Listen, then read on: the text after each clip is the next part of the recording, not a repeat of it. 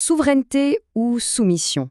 La question a l'air simple comme ça, mais quand on parle d'intelligence artificielle en Europe, la réponse est beaucoup, beaucoup plus surprenante qu'on pourrait le croire.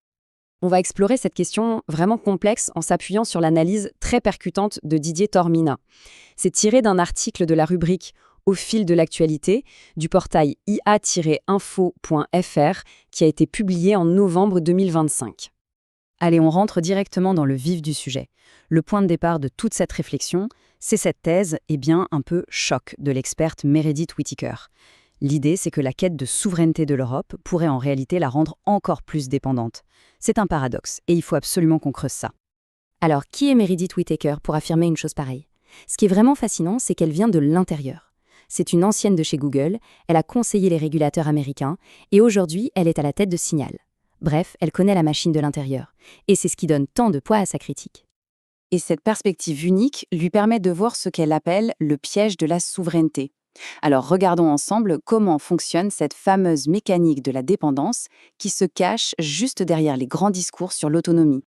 La question qui tue, elle est là. Comment est-ce seulement possible que chaque euro que l'Europe investit dans ses propres projets d'IA finisse, au bout du compte, par renforcer la domination américaine? Ça paraît fou, non? Eh bien, un premier élément de réponse se trouve ici, avec le marché du cloud, l'informatique en nuage.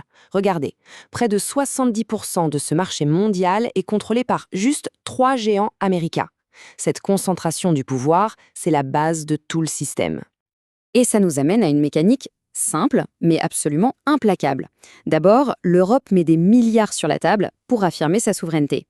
Ensuite, les projets d'IA, on le sait, sont extrêmement gourmands en puissance de calcul. Et donc, troisième étape, où est-ce qu'on trouve cette puissance? On la loue aux infrastructures américaines qui dominent le marché. La boucle est bouclée, l'argent européen file tout droit vers les États-Unis. On pourrait se dire que nos startups, nos jeunes pousses sont la solution, mais l'article utilise une formule très forte. Il parle de sous-traitance déguisée. Pourquoi? Parce que beaucoup construisent leurs services sur les technologies d'OpenAI ou de Microsoft. Elles sont complètement dépendantes de leurs API, de leurs tarifs, de leurs conditions. La souveraineté n'est alors qu'une façade. Pour bien saisir l'ampleur du piège, il faut aller plus loin. Il faut déconstruire certains mythes, certaines idées reçues sur ce qu'est vraiment l'intelligence artificielle aujourd'hui. Voilà le mythe numéro 1. On nous présente souvent l'IA comme une sorte de révolution scientifique tombée du ciel.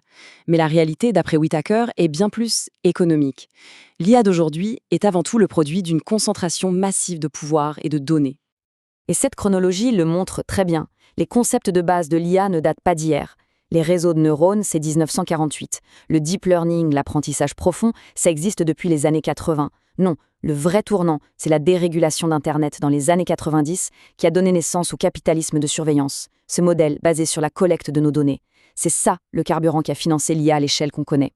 Et ça nous amène à un autre mythe, celui de l'IA open source ou à code source ouvert, qui serait la solution miracle. Meredith Whittaker pose une question toute simple mais dévastatrice à ce sujet. Qu'est-ce que ça change d'avoir le code s'il faut des fortunes en puissance de calcul juste pour le faire tourner? L'analogie de l'article est parfaite pour comprendre ça. Publier le code d'une IA, c'est comme publier les plans d'une centrale nucléaire. C'est super, mais qui a les moyens de la construire? Seulement les quelques acteurs qui possèdent déjà l'infrastructure, c'est-à-dire les géants américains. L'open source ne change donc rien au problème de fond, la concentration du pouvoir. Bon, le constat est assez sévère, mais l'analyse ne s'arrête pas là. Alors, que faire? Il est peut-être temps pour l'Europe d'arrêter de jouer avec les règles des autres et de commencer à changer les règles du jeu elle-même. Il y a une autre voie. Et ce qui est intéressant, c'est que l'Europe a déjà des outils hyper puissants. Le RGPD, par exemple. S'il était appliqué à la lettre, il pourrait carrément mettre fin à la publicité de surveillance. Et si on fait ça, on s'attaque au cœur du réacteur, au modèle économique qui nourrit l'IA actuelle. Il s'agirait aussi de soutenir des modèles alternatifs comme Signal, qui prouvent qu'un autre chemin est possible, un chemin non lucratif et qui respecte la vie privée. Mais l'idée la plus radicale et probablement la plus difficile à avaler pour les dirigeants, c'est celle d'un choix final. Ce que l'article appelle une démission technologique assumée. Ce tableau résume parfaitement le choix qui se présente. D'un côté, on continue à jouer au jeu de la Silicon Valley, un jeu basé sur la puissance brute, la centralisation, la domination.